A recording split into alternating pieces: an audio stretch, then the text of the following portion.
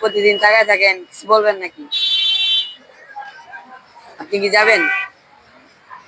না, আসলে আমি যাব না। আসলে আপনার দিকে তাকানোর কারণে আমার এই কারণ যে আসলে আপনাকে দেখতে আমার স্ত্রীর মতো লাগে।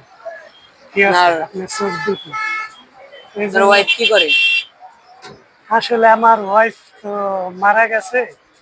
আমার এক ছেলে এক মেয়ে, ওরা লন্ডন থাকে। ঠিক আছে, আর আমি এই জায়গায় থাকি। আর ওই যে দেখছেন ওই বাড়িটা, ওই জায়গায় আমার বাড়ি, ও, ওই জায়গায় আর কি আমি থাকি। এখন আপনি কি যাবেন?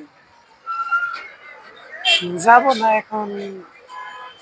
তোমার সাথে কথা বলি, দেখি তুমি তো মনে হয় খাও না কিছু সারাদিন। চলো তাহলে তোমার দোকানে তো কিছু কিনা দেই, তারপর তোমার কথা শুনি। চলেন।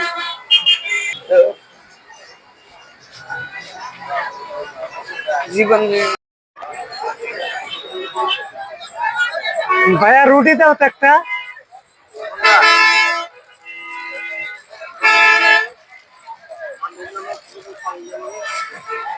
কত? কত? 15। লো।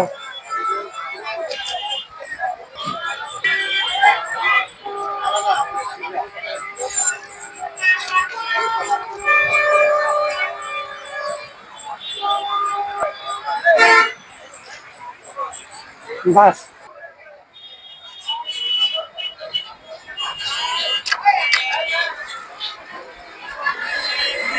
নাও, রুটি খাও, তোমার অনেক ক্ষুধা লাগছে। ঠিক আছে। নাম কি তোমার? আমার নাম আলো। নামটা তো অনেক সুন্দর, তাইলে এই লাইনে কিভাবে আসলে কি? তোমার পরিচয় কি, বাসায় কোথায়? আমার বাসা হলো বুইঘর, আর এই লাইনে পরিস্থিতি শিকার হয়ে আছে। আমার আব্বু, আমার আম্মু নাই গিয়া, ছোটবেলা থেকে আম্মুর আদর পাই নাই। আব্বু আছে, মানে আব্বু অসুস্থ, ক্যান্সারের রোগী। এই কারণে এই লাইনে আসা। আর চাকরি বাকরি পাই না, কেউ দেয় না, তো কাজ পারবো না। এই কারণে এই লাইনে আসা, টাকার খুব দরকার, এই কারণে আসা হয়েছে। এত দুঃখজনক। তাহলে আমি তোমাকে এখন সরাসরি বলা ভালো। ঠিক আছে, আমি তোমাকে বিবাহ করতে চাই। ঠিক আছে, তুমি যদি রাজি থাকো তাইলে বল। আমার আপত্তি নাই, আমার আমার তো কোনো আপত্তি নাই, কিন্তু আমার বাবা তো অসুস্থ, তার চিকিৎসা করতে হবে আর তার দেখভাল করতে হবে। ঠিক আছে, তোমার বাবার যত চিকিৎসা খরচ আছে সব আমি চিকিৎসা করাবো, সুস্থ করবো। এটা নিয়ে তোমার কোনো টেনশন করা লাগবে না। তাইলে কালকেই তোমার বাবার সাথে কথা বলি, আলাপ করি। তাইলে আমার কোনো আপত্তি নেই।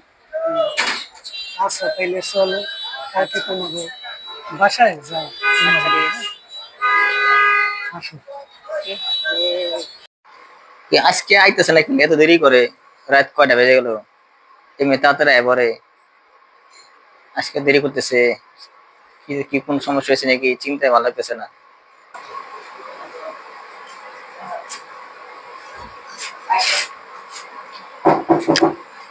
গেটের টুকা দিছে মনে হয়, আয়া পড়ছে।